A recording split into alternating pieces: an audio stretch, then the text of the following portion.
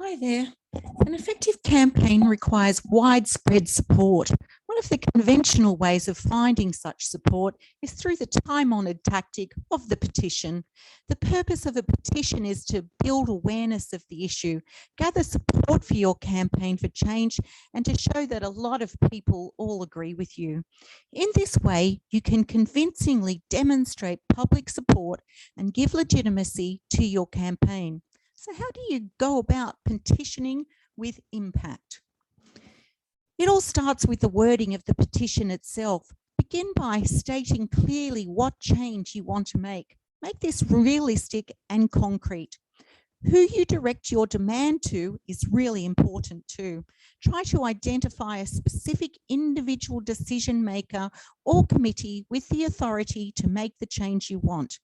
Research your issue as well, as it is vital for the credibility of your campaign that you get the facts right.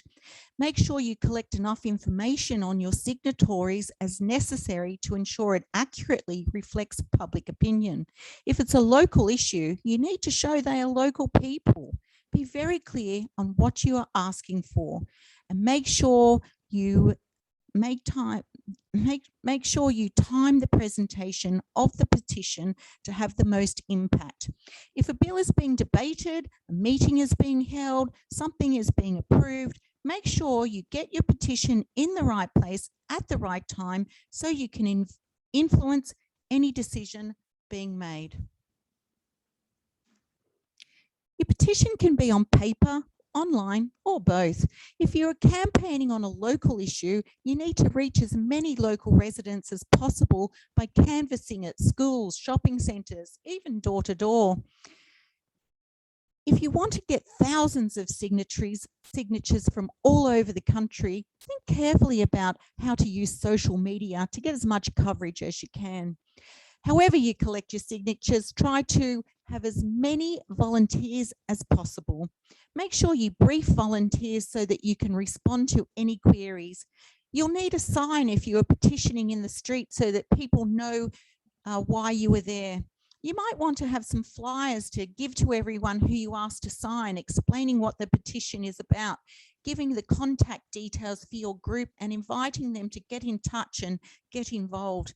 If your petition is online, share it as widely as you can on social media.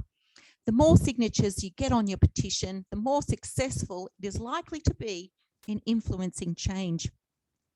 Here you see the monster petition tabled in the Victorian Parliament in 1891, the largest petition of the 19th century. It was 260 metres long, signed by 30,000 women in support of calls to give them the vote.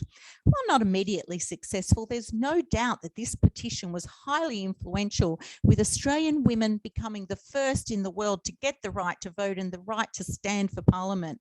So petitioning is an important part of the democratic process in Australia. Presenting a petition allows members of the public to directly place their issues before the Parliament.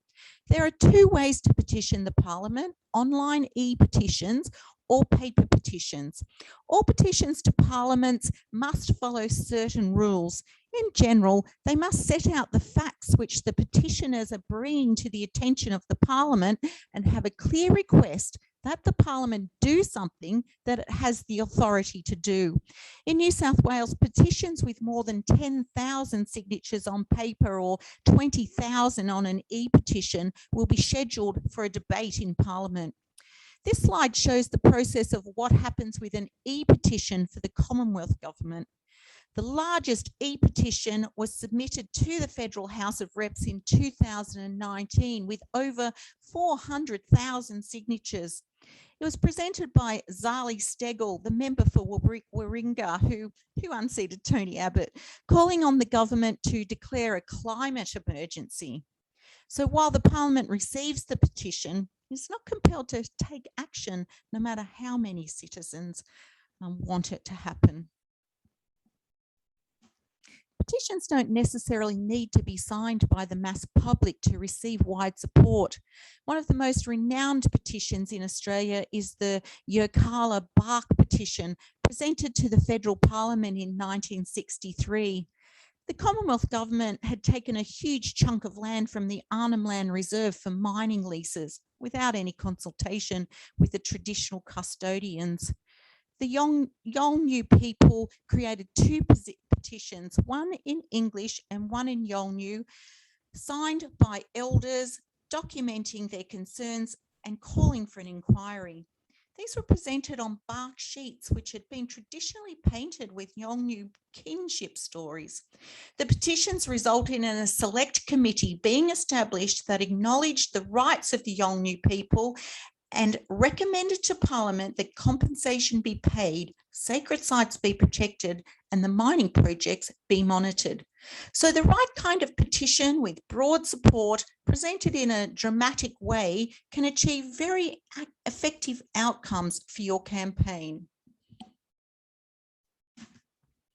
Not all petitions are registered with the government. In fact, most petitions are signed in person or created via websites specifically set up for this purpose. One of the main ones is change.org. Here you see some highly supported petitions.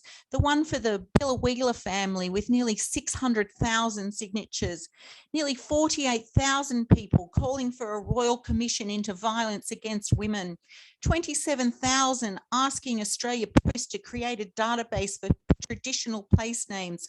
The petition with 266,000 signatures calling on politicians to support the school strike for climate also includes a call to action: join our global climate strike. This shows that signing a petition is hopefully the beginning of a long and fruitful relationship with your campaign supporters.